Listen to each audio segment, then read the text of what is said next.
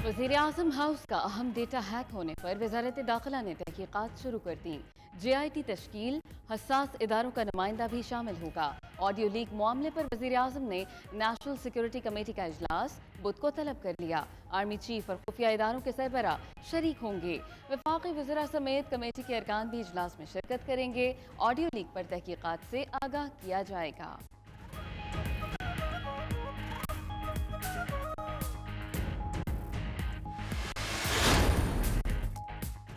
Data hack होने पर PM house और ऑफिस में सिक्योरिटी एहलकारों की नकलो हरकत महदूद। वजीर आजम हाउस में मोबाइल फोन लेकर जाने की इजाजत नहीं थी। JIT को PM हाउस के अमले को शामिल तफ्तीश करने का इख्तियार होगा। वजीर आजम हाउस में जासूसी के आलात लगाए गए या मोबाइल से रिकॉर्डिंग की गई, इस पर भी तहकीकात होंगी। तहकीकाती टीम जायजा लेगी वाक़े के वक्त कौन से अफसर PM हाउस में मौजूद थे। वजीर आजम सेक्रेटरिएट में 6 माह से तैनात स्पेशल ब्रांच एहलकारों से भी तहकीकात होंगी।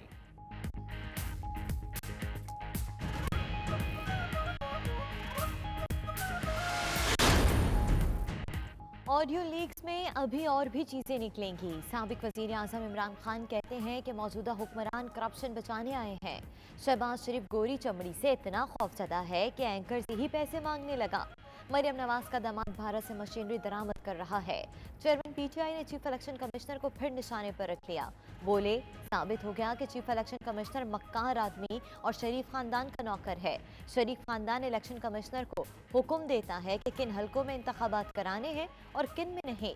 इमरान खान का लाहौर में ताजरों और उलमा मशाइख कॉन्फ्रेंस से खिताब।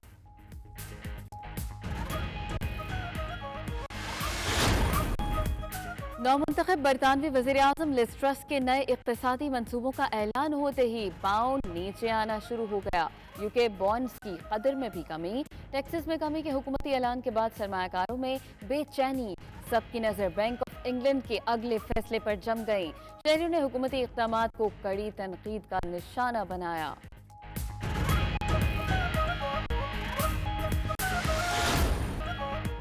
बर्मिंघम में फलाही तंजीम हेल्पिंग लिटिल एंजल्स के ज़ेर एहतमाम सैलाब मुतासरीन की मदद के लिए फंड रेजिंग तकरीब। मकामी सियासी, समाजी, मजहबी और कारोबारी शख्सियात की भरपूर शिरकत। सैलाब ज़दगान के लिए दिल खोल कर अतियात दिए। कायम मकाम कौंसल जनरल सादिया मलिक ने शुरका को सैलाब से होने वाले नुकसानात बारे बताया।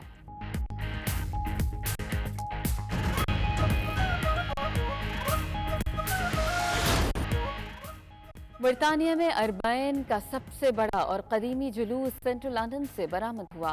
इस मौके पर फ़ज़ा लब्बैक या हुसैन की सदाओं से गूंजती रही। जुलूस अपने मुकर्रर रास्तों से गुजरता हुआ हाइड पार्क कॉर्नर पर इख्तिताम पजीर हुआ। तमाम रास्ते शुरका मर्जिया खानी और नोहा खानी करते रहे।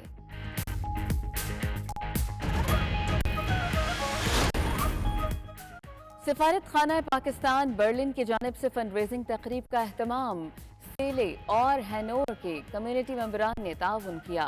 सफीर पाकिस्तान डॉक्टर मोहम्मद फैसल और उनकी टीम ने तकरीब में शिरकत की। 2 कंटेनर्स इमदादी सामान के अलावा 27,000 यूरो के अतियात जमा।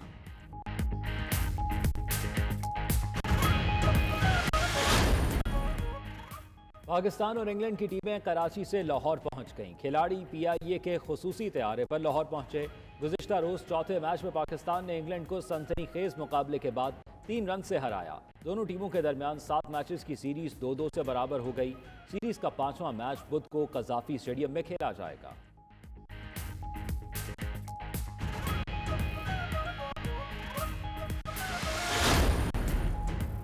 अभी तो मैं जवान हूँ। बोस्निया के 88 साल शहरी का मुनफरिद एडवेंचर।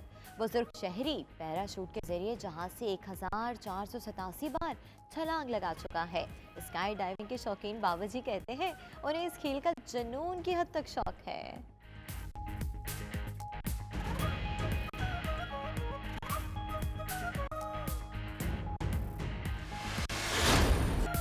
और Pakistani film the legend of Maula Jatt का नया ट्रेलर जारी। फिल्म की रिलीज से पहले ही दुनिया भर में धूम मच गई। 13 अक्टूबर को रिलीज होने वाली film the legend of Maula Jatt का भारतीय अदाकारों को भी इंतजार है।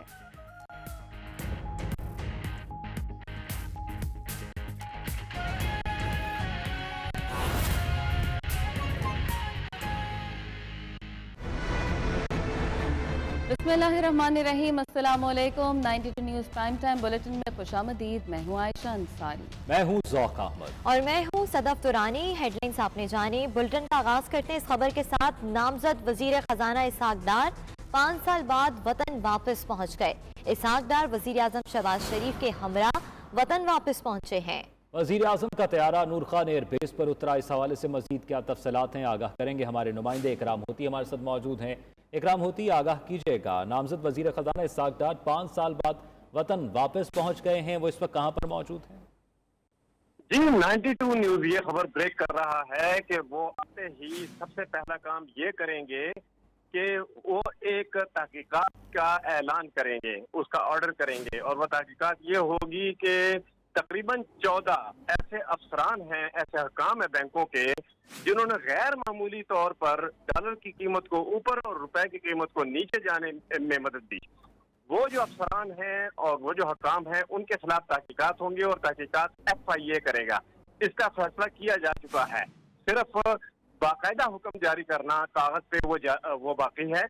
और उसके साथ ही ये एक IMF से एक नया स्पेशल एग्रीमेंट भी ज़ेर गौर है। और वो ये है कि पाकिस्तान में सैलाब की वजह से जो तबाहकारियां हुई हैं, उसके लिए एक मखसूस पैकेज जो है खास तौर पे पब्लिक फाइनेंस की अरेंजमेंट के लिए दिया जाए।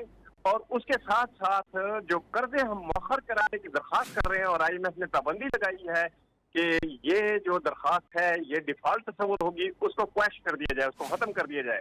और जो कर्जे हम मौखर करवा रहे हैं वो इसलिए करवा रहे हैं ताकि, क्योंकि पाकिस्तान के पास अभी डॉलर नहीं है और डॉलर बहुत महंगा भी है, तो लिहाजा इसको कुछ और अरसे के लिए मौखर करा दिया जाए। दूसरा ये कि खुद रोल ओवर दे दिए जाएं, कि खुद भी रजाकाराना रोल ओवर मुख्तलिफ अदारे और मुख्तलिफ ममालिक दें और उस पर कोई कदगन ना हो, उस पर एतराज ना हो।